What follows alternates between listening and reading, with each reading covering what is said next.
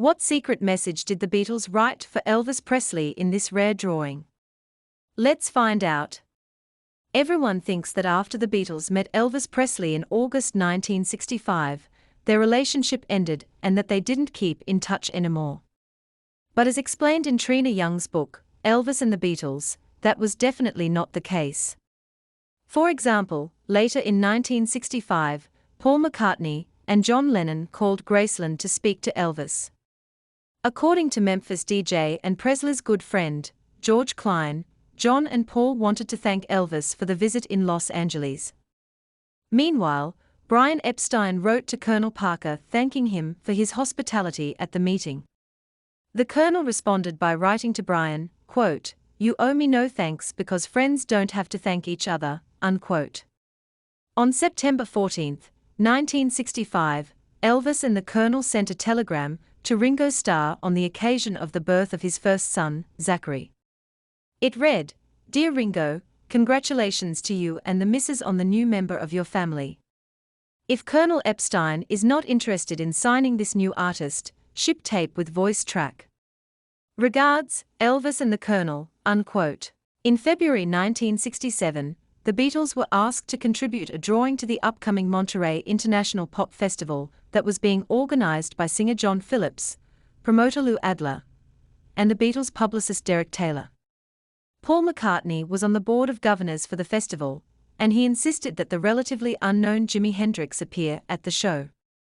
In 1967, the Beatles had stopped touring, so they did not want to appear at the festival.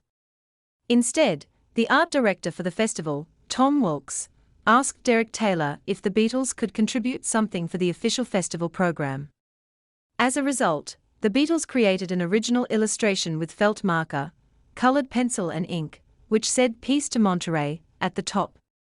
The Beatles were busy working on their landmark album Sgt. Pepper at the time, so the drawing is, quote, "From Sgt. Pepper's Lonely Hearts Club Band." The message on the drawing continues, quote, "Loving you, it happened in Monterey a long time ago." In classic Beatles humor, the drawing is signed sincerely, John, Paul, George and Harold. As shown time and time again, Elvis was often on the mind of the Beatles, especially John Lennon and Paul McCartney.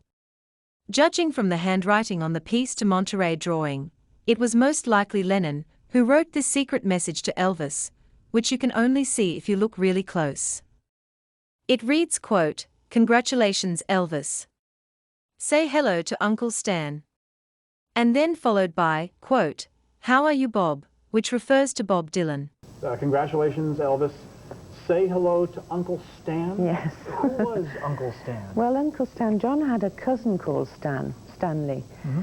But I mean, they would say things like that during their joking. It would be Uncle Stan instead of Cousin Stan. And I mean, even the signature of Ringo is Harold. Mm-hmm. I mean, that was their Liverpool sense of humor and the way they were. The Monterey International Pop Music Festival was held in Monterey, California from June 16 to June 18, 1967. Just a month before, on May 1, 1967, Elvis married Priscilla. Obviously, the Beatles' message was in reference to their wedding. Tom Wilkes was given the illustration to use in the Monterey Pop Festival's official program, which contained photos of the festival performers, artwork and advertising. Today, there are not many copies of the program still in existence. Peace to Monterey is one of the few pieces of artwork that all four Beatles created together. Copies of the drawing were reproduced and sold as posters starting in 1994, when Cynthia Lennon started to promote them. At least one other piece of artwork created by all four Beatles is known to exist, a painting from 1966 called Images of a Woman. The festival featured career-changing appearances by Jimi Hendrix, The Who, and Janis Joplin. Monterey Pop would inspire many rock festivals to come, including Woodstock. While it's doubtful that Elvis ever saw this message from the Beatles, he would receive another message from them in 1969, which he was really excited about. What message was that? You'll have to read Chapter 6 of the book, Elvis and the Beatles, to find out.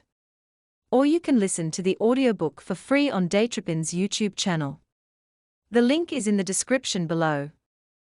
If you enjoyed this video, be sure to like this video to help this channel grow.